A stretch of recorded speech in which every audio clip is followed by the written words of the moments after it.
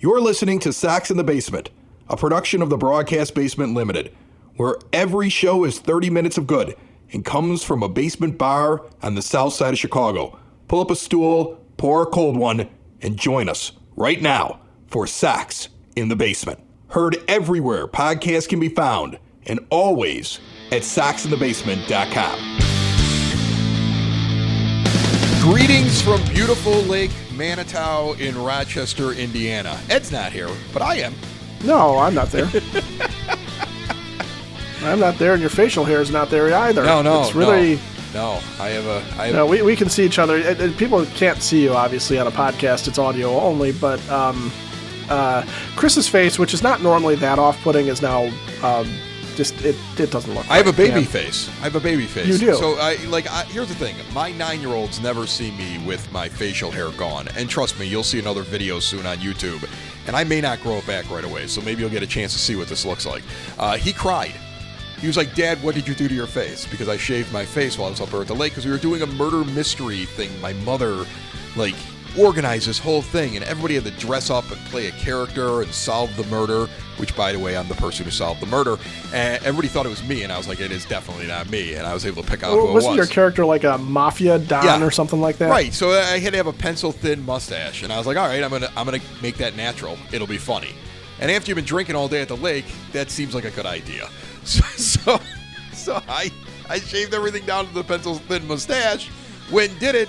And then this morning when I woke up, everybody looked at me and said, "You look really creepy with that. You're not going to keep that, are you?" So then I finished shaving, and now I have this clean face. And that's probably the first time in almost 10 years since I've had a clean face. And I'm not even used to it either. So, and nobody can see it because we're doing a podcast, but maybe very soon you'll see it while I'm out in public because I don't know. I might keep it. My sister's telling me I look young this way. I don't know. I think I look weird. That can be true. Yeah. I mean, I know... People tell me that because my beard is gray but my hair is still dark, relatively speaking, that the beard ages me. Oh, the beard makes you look old. Yeah, you got like a white beard. You're like Santa Claus. They also tell me that they tell me that I look really terrible without a beard. So, all right, let's talk White Sox baseball here because I'm still up here. I'm still paying attention to the Sox, and one of the things that I noticed right away was the whole story about Luis Robert Jr. not throwing in a ball at the end of a game, trying to make a play at the plate, and we had just talked about on Sunday that I had mentioned it in my little diatribe towards the end of the last show, that he was going station to station in that extra inning game when I felt like he probably could have taken an extra base in there at some point, and then he catches a ball flat-footed in the outfield that was in shallow center field, and he's unable to make a good throw on it. And now this time around, it's the end of the game against the Guardians, and he is again flat-footed, backpedaling almost, not getting that momentum that I think anybody who's ever played baseball, watched baseball, talked about baseball with anybody, and seen somebody set up to throw a guy out from the outfield. And knows that it's best to be kind of running in, timing the catch on the move, putting everything you can into the throw, and making an attempt to get the guy out. We don't see any of that at the end of the game, and we haven't seen that from him before. We've seen this before. End of a game, ball goes over his head, he really doesn't move. If he doesn't think he can throw the guy out, game's over at that point. And I understand Sox fans saying, well, I want to see the effort. And I want to see the effort too. Here's the thing. I don't expect him to throw out that runner. I want to say that was Jimenez from the Guardians, and he's pretty fast. I'm not sure if he really has a chance to get him at home. But I would like to see him setting up under the ball with that little skip where you're coming up, where you're winding up almost ready to throw it, where you're catching it on the move, you're going into one fluid motion, and you're trying to get one off. Because what if the runner stumbles? What if something happens and now the ball comes in and you're able to make a play and something exciting happens? And it feels like in the middle of a really bad season, a very good player who has had his struggles with injuries and his batting average isn't that high, even though he is contributing to the majority of runs this team scores week to week while he's out there on the field.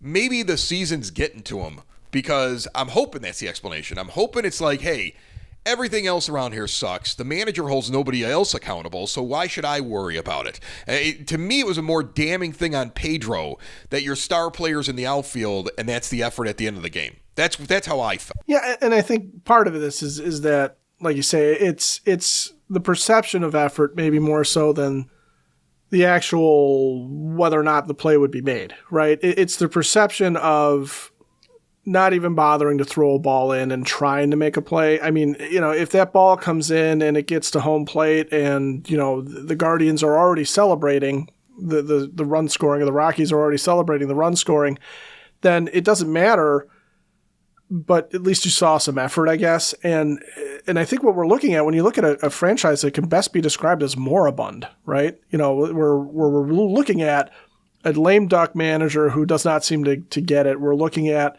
a roster full of guys that we don't think have a future here. And then, the rub off on Luis Robert Jr., who does have a future here, who is the guy that you're building around. The rub off on him is, how much does it matter? Now, that same play, that same effort in a season where they're already winning, and, you look at it and you go, okay, well, that ball gets out to him. He knows he's got no prayer of getting the guy at home. It doesn't really matter. It doesn't matter whether he throws it in or not. Watching a ball go over your head, giving up on a play where it's like, I'm not going to make it anyway, and this is going to be a walk-off situation. We see players do that all the time, but I think when a team is losing, right, and you have no hope for the future when you're looking at the franchise, you just sit there and you go, okay, well, but the guys that we do want to have around that we are supposed to root for, if they're not putting out max effort every single game, then why are we even bothering with them, right? I think it's just a natural reaction as a fan to sit there and say, if you're going to sleepwalk through this, then why should we care? And I think that's a pretty valid argument for not benching Luis Robert Jr., not saying that he's a terrible player and you got to rush him off the team or making assumptions about what he's going to do in a better situation. But I do think as a fan, it's a natural response. And frankly, I can appreciate hustle at any time, whether you're winning or losing. So, but that's true of really any sport. I mean, if I'm watching hockey, and I know the Blackhawks have no talent last year, but if they seem to be playing hard, they seem to be skating hard, it was like, well, at least it's something, right? You can hang your hat on that. I just want to see the right technical way to play the position, right? I mean, fundamentals it wouldn't bother are key. me. It wouldn't bother me as much if I hadn't just watched him on Sunday catch a ball flat-footed. I think Guillen talked about it on the postgame too. I didn't see it, but I saw some people commenting on social media that Guillen was all over him. Like, this is the second time this week I've seen it. And watching the game just as a fan, watching him where there's going to be a play. He may want to make a throw home. You want to challenge the runner, and he's catching a ball flat-footed or moving backwards when he should have the momentum going forward. I remember a Ken Griffey Jr. at the end of his career with not a lot in that arm anymore in game 163 throwing on Michael Kadire, and it bounced 4 times before it got there, but it was dead on, and he had all that momentum when he got there. And that's why that play was made, to hold that 1-0 lead that eventually went on to becoming a White Sox winner. And he was fundamentally out there, and I know it's a big moment. Okay, it's a very different moment. It's a playoff game. But fundamentally, a professional center fielder making the play. You have to wonder, after you've seen this a couple times from Robert Jr., do teams eventually have a book on him that says, hey, get ready to tag up and go, because he is not in the right position when there's a fly ball out to the outfield. Just like it was obvious in the game that I watched on Sunday that if a ball was going out in the air towards Tommy Pham, the runners were going to run the moment he caught it because he doesn't have the arm to throw it in. Would the book end up being eventually on Robert? Hey, a lot of times he's not in the right spot, in the right position, not set up correctly to be able to throw you out, so be ready to tag because we're running on him. And I wonder if that'll end up becoming a thing, because I'm starting to see at least a little bit of a pattern here this season. And I don't know if that's all him being miserable on a bad team. And some of that might actually be he also is just not doing the right thing fundamentally out there. And then whose job is it to go and grab your superstar and say, hey, what are you doing out here? Well, it's the manager's job. I mean, plain and simple. It's whether he's a superstar or not. If that is the case, if his fundamentals are lacking, that's the coaching staff's prerogative and purview to sit there and say, hey, look, this is not correct. You got to do these things the right way, and not rely on your athletic ability and not rely on natural God-given talent to carry you through, but to sit there and say, we do expect you to be in a position to make the catch and put in a strong, accurate throw back into the infield, back to home plate if there's a chance, like you said earlier, if the runner stumbles, okay? Or if the runner wasn't going to go, or if the runner gets caught flat-footed and isn't ready, whatever the reason is. Be in a position, a fundamentally good position. Plus, we're just going to be a fundamentally sound team, so practice your fundamentals in the field. And it's the same thing running the bases. It's the same thing setting up the plate offensively. If the fundamentals aren't there, then the coaching staff has to sit each player down, or the players as a group, and sit there and say, just, do things the way you're trained to do them. Do things the right way. Do things the proper way. Do it the right way. It feels like that's what the philosophy of the White Sox is. Like, hey, do it the right way. What's the right way? We don't know. We could be teaching it all throughout the minor league system. We should have been teaching it that way for the last 20 years, but we really have no consistency. Well, so, and that's part of the problem, right? That's part of the problem is that there is no consistency. And then also, honestly, if you know that Pedro Grifol is probably done, why are you listening to him? You wouldn't listen to him. Yeah. Why would anybody? You would not. You know your boss is going to be fired. You don't necessarily pay attention to that boss, right? You pay attention to, in this case, Luis Robert Jr. is probably more in tune with what Chris Getz thinks of him and whether or not he's going to get traded than he is with what Pedro Grifol or anybody on the coaching staff thinks about him and thinks about his effort. So I don't know, I don't know the mindset of the man to be able to tell you one way or the other why he looks so lackadaisical out there and why he's catching things flat-footed and not doing things fundamentally right in the field. And I think, the guess is as good as any is that he's just checked out and realizes that none of it matters. And, if he throws that guy out at home plate, it doesn't necessarily mean that they're going to win the game because they've shown an inability to win extra inning games. They've shown Right. He's probably sitting there though. He's thinking to himself, well, I could get this guy out, but then I have to stand out here for another 20 minutes and wait to lose another way. Right. Oh my goodness. You really hope that is not the mentality.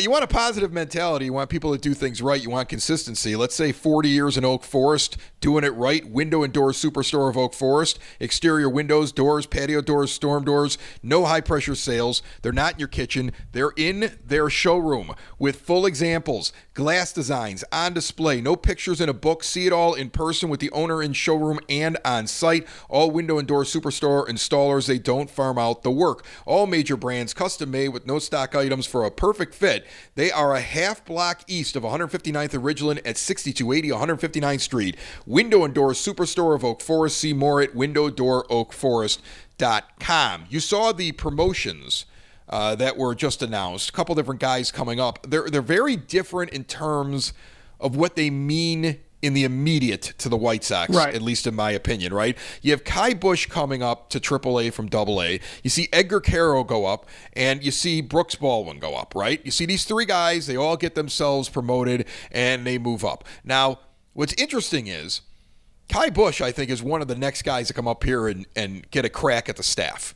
Like, I think if you look at him and Mason Adams and what Mason Adams has been doing down in AA, those may be the next two guys that legit have a chance to walk in here and be part of the staff, or at least be part of the pitching staff as a whole. Okay, maybe they end up in the bullpen, but you're hoping that they turn into viable starting pitching options. And so again, that shows the depth of the pitching that the White Sox have. A lot of young talent coming up. They've got even more guys behind those guys, and him going to AAA, interesting to me because I thought they were going to protect all of their bigger name prospects, like especially those guys they acquired last year, and keep them in AA and avoid the bandbox that is AAA, where pitchers seem to get beat up. But they must want to see what he can do there, or they're trying to break up a little bit of the log jam in AA with Birmingham. He's on a very different track, let's say, from Edgar Quero, who looks awesome, right? Looks like he's going to be an absolute beast when he gets here. You're already penciling him in as your starting catcher for years to come. I know I am.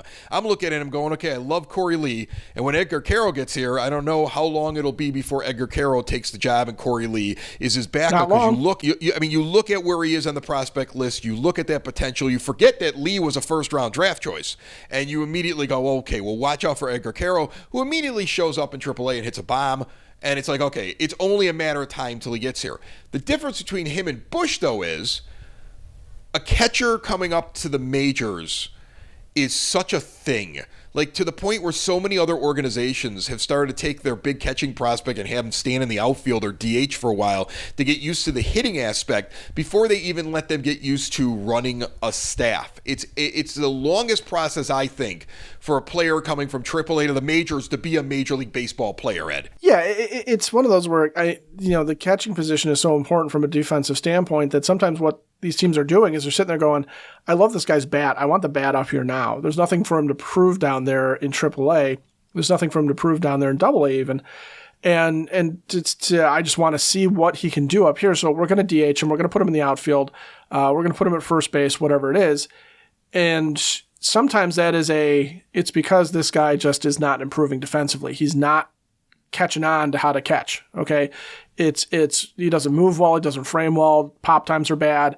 There's all sorts of reasons. So, to the extent that Edgar Quero is not undergoing that and that he is still showing improvement defensively and he is showing an aptitude towards being behind the plate, when he comes up here, you would expect, if those things are equal and are consistent with what Corey Lee brings, that Quero's bat would slot in at the catcher position. There's always a possibility that they look at Edgar Quero and go, this kid's an athlete. He can play anywhere. We just want him up here. And, they are going to bring him up and they are going to sit there and go, we like what Corey Lee does behind the plate. So these two guys can coexist and we'll find backup catchers. We'll find, supplementary players for that catching position. But Corey Lee's the guy. Edgar Quero is now, going to be our primary DH. Or we think Edgar Quero can actually man right field or left field. We think Edgar Quero can do something else on the diamond. And that's happened, throughout history. Heck, Paul Konerko was a catcher at one point in his minor league career. Kyle Schwarber was a catcher when he was drafted by the Cubs, and I don't think he's ever caught a major league game, or maybe but a few. And if you want to dig way back, a guy like Todd Zeile, who was a third baseman for the Cardinals forever, he originally came up as a catcher. So it's not unprecedented that catchers get moved. But I think what's interesting is Edgar Quero getting more exposure to quad A pitching, right? Guys who have been in the majors, guys who have strategized a little bit more, guys who are in that position where they kind of are good enough to be, a factor in the depth of your organization, but suck hard enough that it's really difficult on a catcher to make them be anything. So I think that's going to be the test for Edgar Quero. Meanwhile, a guy like Brooks Baldwin, it's just a question of, well, what is this guy? And let's find out at a different level. Or Kai Bush, what is this guy? Let's find out at a different level and see how he handles this situation. Because maybe it's one of those things where, they're looking at Bush going, we like what he's doing against the AA batters, but we want to see him against some guys who have been up in the majors, or we want to see him against that next level to see if this is a bullpen piece, to see if this is a starting piece, or just, like you said, just to move the logjam along. Because the good news is you do have guys. Right? You do have a Mason Adams there. You do have Noah Schultz, who's doing really, really well and looks like he might live up to his potential. So there's a lot of things you can read into it, but ultimately it's just they've made the move. They've moved guys around in the minors, and now you look at it and you say, okay, kid, show me what you got, and let's see where this goes down the road. And I don't think at this point I'm willing to pencil anybody into anything, because I'm still jaded from the prospect train that's come along before, where it's like, once this guy arrives, he's really going to be exactly. Like you're he's sitting really there, going to arrive. You're sitting there thinking to yourself, like, oh, that's great. And when he gets here, he'll just be no good, because that's how you're. Because that's what we've done. But I feel good every time a pitcher comes up right now. Like I'm almost overconfident when a Right. pitcher comes up right now, and so I'm curious how the players will go. The guy that I find really interesting, and that's the third guy that I mentioned, was Brooks Baldwin, because look, I'm not a prospect guy.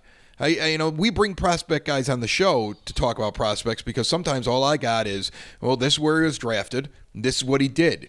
And I'm fascinated by a guy who was basically in rookie ball in 2022, didn't do anything spectacular at all. Looks terrible at the plate, right? And then he's in Kannapolis and he's hitting 245. And you're like, all right. I mean, he's a nobody. I mean, he's 24th right now on MLB Pipeline as a prospect. And then he gets to Winston-Salem, high A ball, and hits 327. And then he gets to Birmingham, and he's hitting 322, and now he's on his way to Charlotte. And he's had these very small sample sizes. That Winston-Salem 327 is over 101 at-bats. And they're like, promote him. Like, to me, like as a Sox fan, I go, huh? Like, what? You just expected him to, like, if I look at that, I go, well, then he's going to get killed in Birmingham.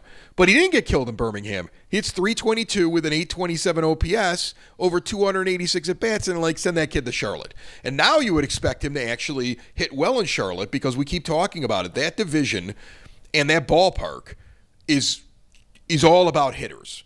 You know what I'm saying? Like, you expect him. That's AAA in general. Yeah, he should be able to perform really well. Again, this is why you're worried about Colson Montgomery, because you're like, well, he should be killing it down there.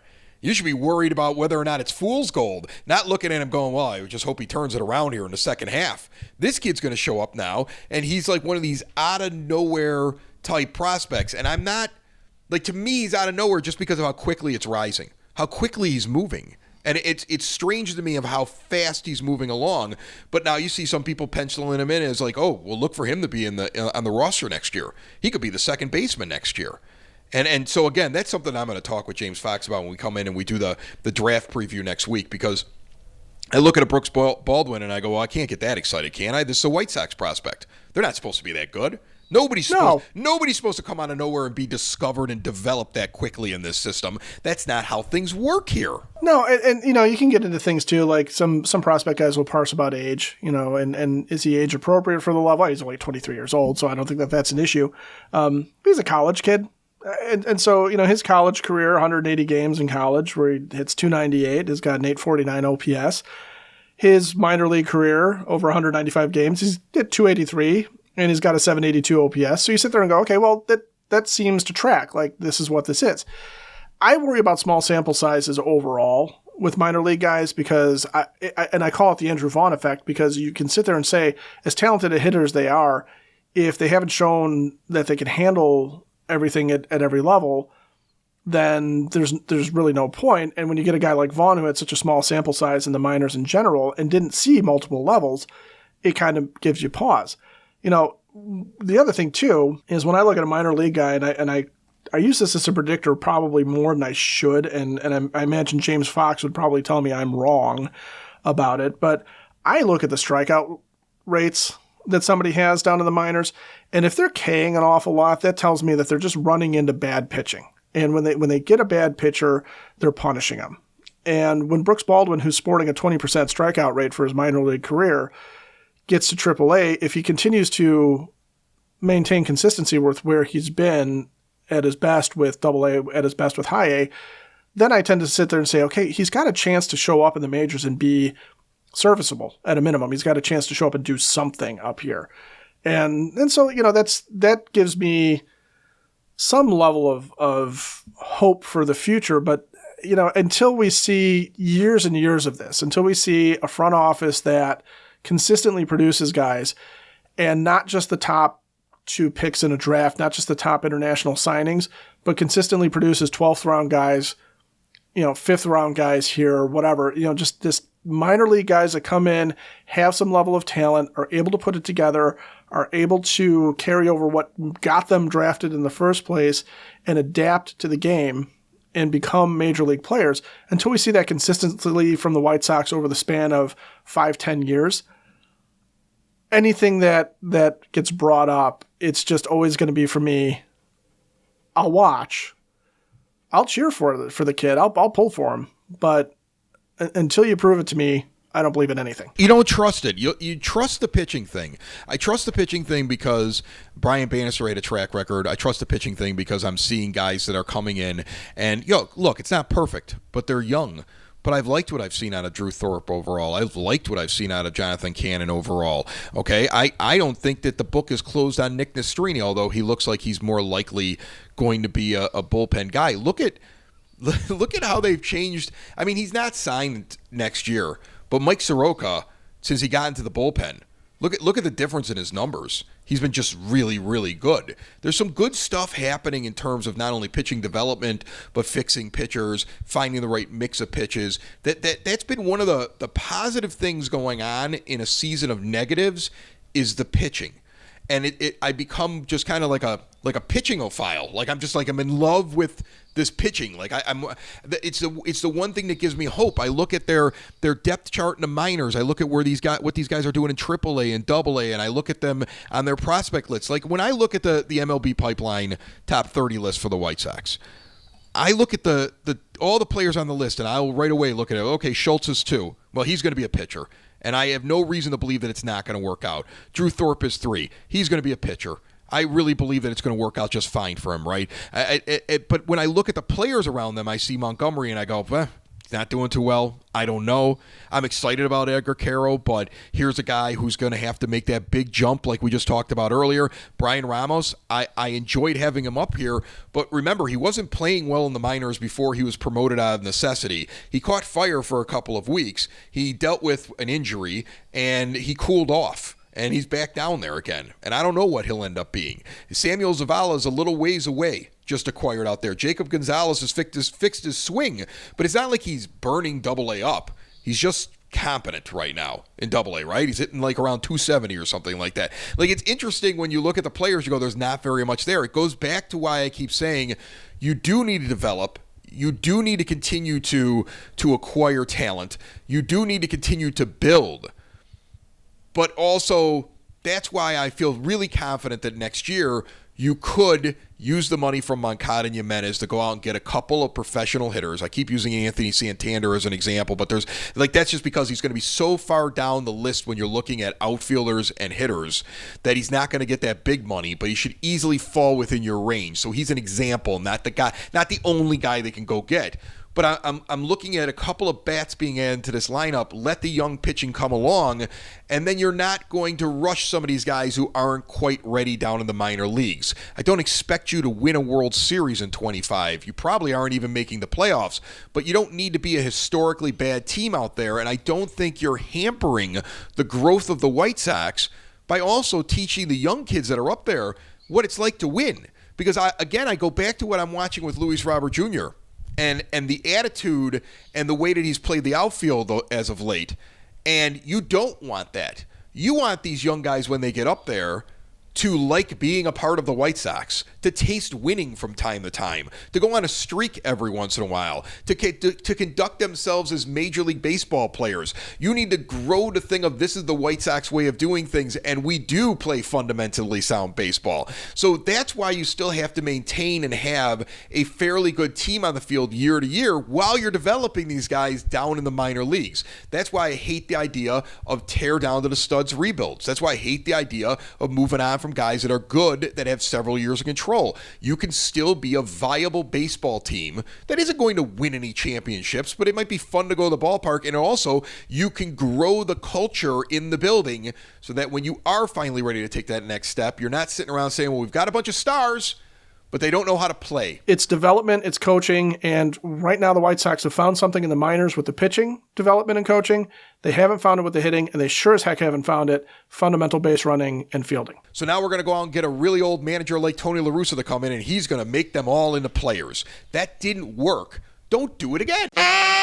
And it's time for the Sox Nerd, brought to you by the Village of Lamont. Want to experience a downtown with real history, great eats and drinks, and green space filled with adventure, especially here in the summertime? Well, visit the Village of Lamont. Shop, dine, drink, explore, and visit lamontdowntown.com for all the info. Nerd, what you got for us this week? Ed, before June gets away from us, I'd like to offer a few nuggets from the month. Garrett Crochet had one of the best Junes in White Sox history despite a .500 record. In 6 starts, the lefty was 1-1 with a 1.91 ERA. In 37 and 2/3 innings, Crochet gave up just 29 hits and 6 walks while fanning 56. Opponents slashed just 209, 250, and 266 against him, and his whip was a minuscule 0.92. Crochet's 56 strikeouts are the 3rd highest June total in Sox history, behind that cut-up Chris Sale's 75 in 2015 and Ed Walsh's 68 in 1911.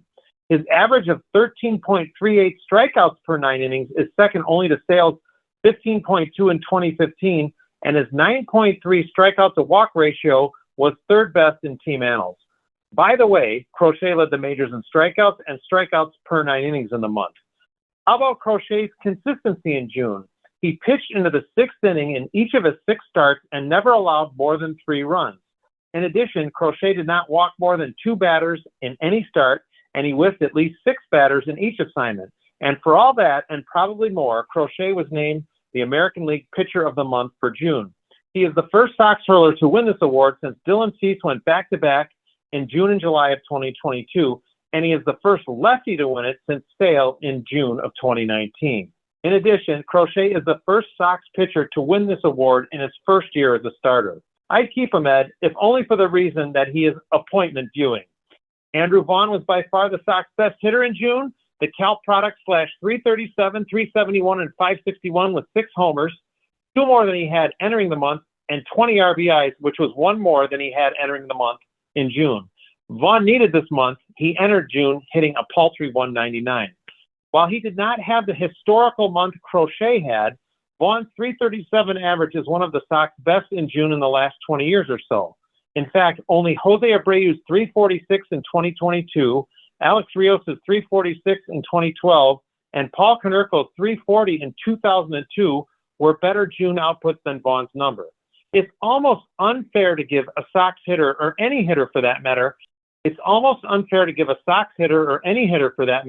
historical context in June, because I don't think there's ever going to be anyone who even remotely approaches the month Joe Jackson had in 1916. That June, the shoeless one hit .512. That's 44 for 86. Before I get to my zinger, a reminder, you can access my blog at soxinthebasement.com, and there's plenty of Sox nerd material on Twitter and on the scoreboard at Guaranteed Rate Field. My zinger. Luis Robert clubbed a 470-foot homer in the Sox 11-3 win over Colorado on June 29th. That was the 5th longest at the Sox current park, with Joe Borchard's 504-foot blast on August 30th, 2004 being the longest. Did you know, Ed, the longest home run in White Sox history is purported to be a roof shot by Dave Swish Nicholson at the Old Park on May 6, 1964. According to the Sox Media Guide the following year, Nicholson's bomb cleared the left field roof and carried an estimated 573 feet. That's it, Ed. More than you probably wanted to know about Crochet, Walsh, Vaughn, and roofers. I don't know if I could hit a ball 573 feet if you spotted me multiple hits. I don't know if I could hit one 573 inches. That was quite a blast. That really was. I did see Joe Borchard's blast when it happened. I was at that game. That was pretty impressive. But, well, hey, you know what? Sounds like June was a good month for at least 2 White Sox players. Maybe 2 more White Sox players could have a good July. Let's pray for that. Well, I'm not much of a praying man, but in this case, I'll give it a whirl. All good. Sox in the basement. Sox in the basement.